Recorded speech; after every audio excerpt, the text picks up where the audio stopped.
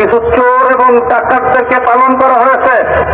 বিদেশি সমস্ত সাহায্য চাল ডালগুলো এই ডাকাতরা তারা গুদামজাত করে পার্শ্ববর্তী দেশ ভারতে পাচার করেছে।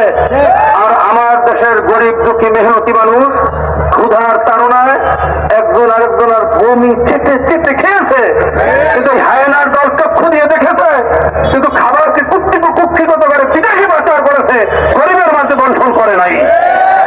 কাজী এই দলকে নিষিদ্ধ করতে হবে, এই আশাবাদ ব্যক্ত করে আমি আলোচনা শেষ করব। বাকি শেষ কথা হলো, যতদিন পর্যন্ত এই আওয়ামী লীগকে নিষিদ্ধ করা না হবে, ইসলামী আন্দোলন বাংলাদেশ সহ এর সহযোগী সংগঠন আমিরের নির্দেশে ইনশাআল্লাহ আমরা শেষ মুহূর্ত পর্যন্ত রাজপথ